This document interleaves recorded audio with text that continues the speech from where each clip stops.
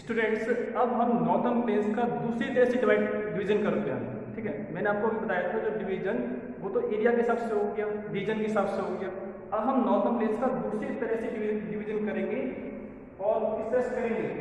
On the basis of the variation of the relief features. ठीक है, northern planes में देखने में या सुनने में जब भी हम कुछ कहते हैं नॉर्थर्न प्लेन्स की बात करते हैं तो हम सोचते हैं नॉर्थर्न प्लेन्स कैसा होगा, प्लेन जमीन होगी, जबकि ऐसा नहीं है। ठीक है, नॉर्थर्न प्लेन्स में भी रिलीफ फीचर्स पाए जाते हैं और इसमें कोई एरिया ऊंचा होता है, कोई एरिया नीचा होता है। ठीक है, बिल्कुल ऐसा नहीं है प्लेन हो, इसमें भी थोड़ा सा एरिया ऊंचा होगा, कुछ एरिया नीचा होगा।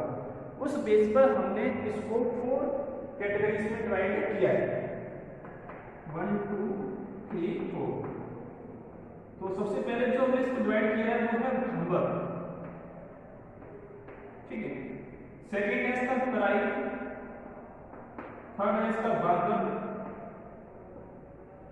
एंड फोर्थ है इसका खादर।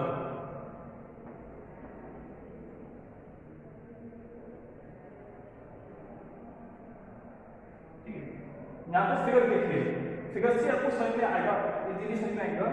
यहाँ पर जो आप दिखाई दे रहा है 1 2 3 जी आपकी हिमालय की रेंज है। आपको पता है कि यहाँ पर सबसे नॉर्दर्न मोस्ट की रेंज है, इसका नाम था हिमाद्री। ओके, जिसकी हाइट सबसे ऊंची होती है। सेकंड रेंज जिसका नाम था डेजर्ट हिमालय, इसकी हाइट इससे कम होती है। थर्ड इसका नाम क्या है, शिवालिक। शिवालिक की हाइट इससे भी कम होती है। ठीक है, तो इसके बाद में माउंटेन्स यहाँ पर आकर खत्म हो जाते हैं। ओके, तो जो माउंटेन का क्या है, फुट हिल है। फुट हिल मीन्स फुट, माउंटेन की पैर। यहाँ पर माउंटेन खत्म हो जाते हैं। नदी जब निकलती है तो अभी नदी पहाड़ पे थी और इसके बाद में नदी यहाँ पर मैदान में एंटर करेगी, प्लेन्स में एंटर करेगी। यहाँ पर नदी ने मैदान में एंट्री किसी नदी ने की है, माउंटेन को उसने छोड़ दिया है। ठीक है, तो क्या यहाँ पर सीधे प्लेन में आ जाएगी? नहीं। तो इसके फुट हिल पर नदी अपने साथ में जो पत्थर लेके आती है, और पत्थर कैसे होते हैं, बड़े बड़े पत्थर होते हैं। ठीक है, तो नदी जो है इन पत्थरों को फुट हिल में जमा कर देती है। ठीक है, तो हिमालय के फुट हिल पर जो पत्थर जमा किए हैं उन्हीं पत्थरों को हम कहते हैं भावर। ठीक है, तो क्या होता है कि इस एरिया में जो नदी बहती है ना, तो नदी यहाँ पर हमको दिखाई देना भी बंद हो जाती है। क्यों दिखाई देना बंद हो जाती है? यहाँ पर स्ट्रीम मीन्स नदी की धारा डिसअपियर हो जाती है। डिसअपियर क्यों हो जाती है? क्योंकि पत्थर कैसे बड़े बड़े और उन पत्थरों के बीच में क्या हो जाता है, गैप हो जाता है।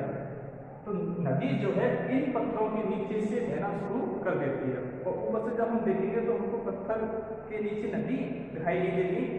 इसलिए यहाँ बोला जाता है कि नदी डिसअपियर हो जाती है। स्ट्रीम मीन्स नदी डिसअपियर हो जाती है। तो ये एरिया जो होता है इसे हम कहते हैं भावर। ठीक है, और ये एरिया जो मैंने आपको बताया था माउंटेन, इसका नाम क्या है, शिवालिक। शिवालिक माउंटेन की रेंज जो जहाँ पर खत्म होती है उसके पैदल, ठीक है, उसके पैदल लगभग 8 से 15 किलोमीटर, 8 से 15 किलोमीटर जो पत्थरों की बेल्ट आ जाती है। बेल्ट का मतलब क्या होता है, बेल्ट मीन्स कोई पतली सी जगह। कितनी पतली है वो, 8 से लेकर 15 किलोमीटर। ठीक है, तो उस एरिया को हमने क्या नाम दिया है, उस एरिया को हमने नाम दिया भावर।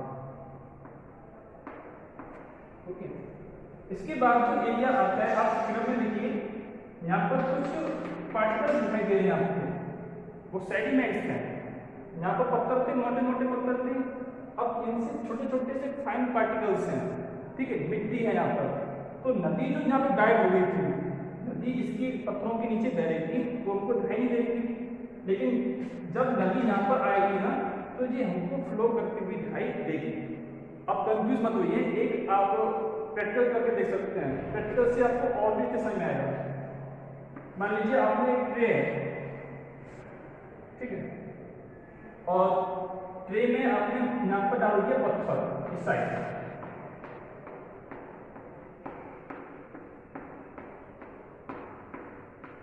ठीक इस तरह से। ठीक है, और यहाँ पर क्या है, सेडिमेंट है।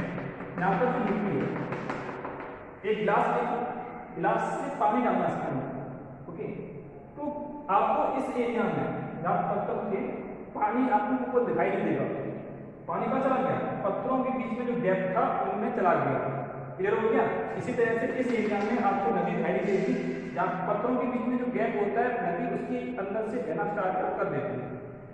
तो जो आपने गिलास में पानी डाला था इसके अंदर, तो जहाँ पर तो आपको पानी दिखाई देगा, पानी आपको कहाँ दिखाई देता है, पानी आपको इस एरिया में दिखाई देगा, मिट्टी के ऊपर, ठीक है। तो ये तराई एरिया है, ये एरिया जो है तराई एरिया है, और इस एरिया में आपको नदी फ्लो करती हुई दिखाई देगी। तो जब मिट्टी के ऊपर जब पानी बहेगा तो एरिया कैसा हो जाएगा, वेट एंड स्वाम्पी, गीला हो जाएगा, और यहाँ पर दलदल टाइप का हो जाएगा, ठीक है, इसको बोलते हैं स्वाम्पी।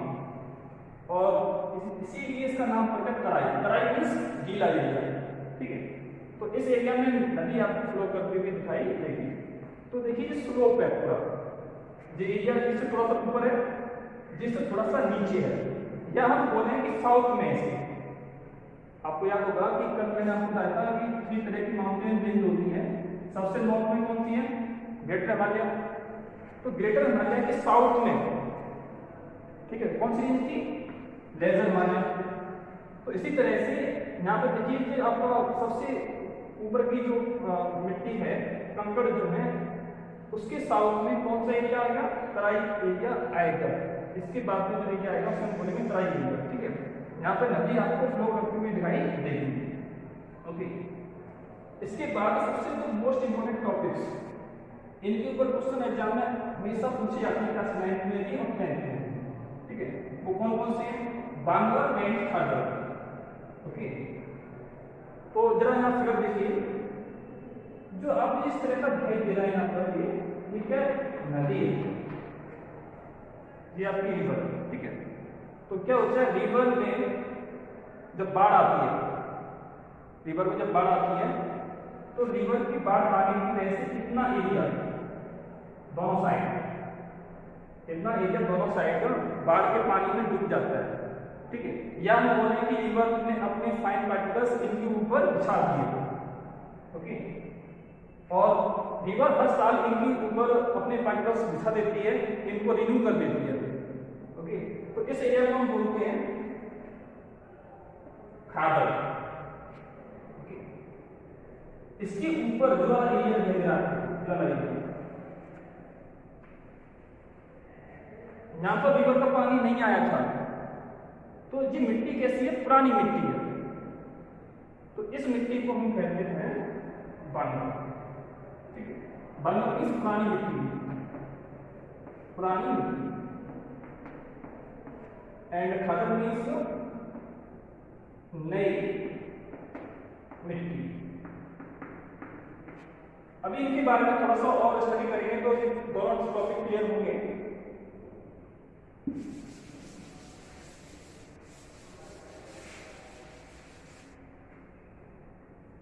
एक है आपका बांगर एंड सेकंड है आपका खादर,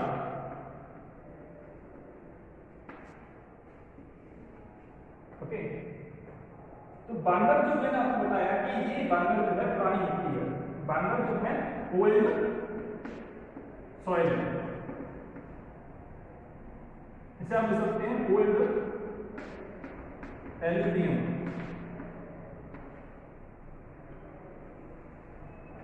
एंड खादर जो है आपकी न्यू एल्यूवियम है,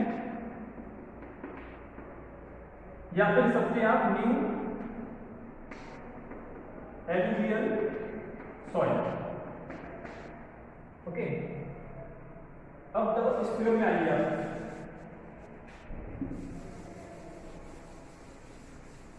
ये आपकी एक रिवर फ्लो कर रही है, ठीक है। और इस रिवर में फ्लड आता है, इस रिवर में क्या है, फ्लड आया है, ओके। तो क्या होगा कि इसका पानी जो है इस नदी से बाहर निकल जाएगा और इसने इतना एरिया कवर कर लिया, इसने इतना एरिया कवर कर लिया इस नदी में, ना सुना। तो इस नदी में बाढ़ आने की वजह से सेडिमेंट्स जमा हो जाते हैं इस एरिया में, इस साइड में भी, इस साइड में भी।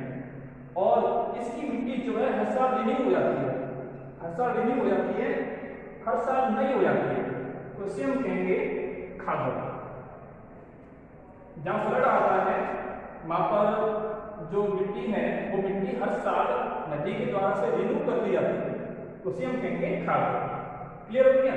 लेकिन इसके बाहर, इस एरिया से बाहर भी तो मिट्टी है, इस एरिया के बाहर भी मिट्टी है। देखिए यहाँ पर इस एरिया में नदी का पानी नहीं जाता, इस एरिया में नदी का पानी नहीं पहुंचता, पहले पहुंचता हो कभी, लेकिन अब नहीं पहुंचता है। ठीक है, तो ये मिट्टी जो है पुरानी हो चुकी है, ये मिट्टी जो है पुरानी हो चुकी है। इस एरिया में नदी का पानी नहीं पहुंचता है और इसके सेडिमेंट्स जो थे, इसके न्यूक्लियस जो थे वो रिन्यू नहीं होते हैं, ये मिट्टी कैसे हो चुकी है, पुरानी हो चुकी है, तो इसे हम कहेंगे बांगर। दोनों पॉइंट क्लियर हो गए? बांगर वो एरिया है जहाँ पर फ्लड का पानी पहुंचता नहीं है और उसकी मिट्टी रिन्यू नहीं होती, जबकि खादर वो एरिया है जहाँ पर नदी का पानी पहुंचता है और वो मिट्टी रिन्यू हो जाती है। ओके, सेकंड पॉइंट देखते हैं। पहला तो हो गया समझिए ओल्ड है एंड ये आपका न्यू होगा। अब कोई मिट्टी जो न्यू होगी, हर साल रिन्यू हो रही है, तो क्या होगा, फर्टाइल होगी।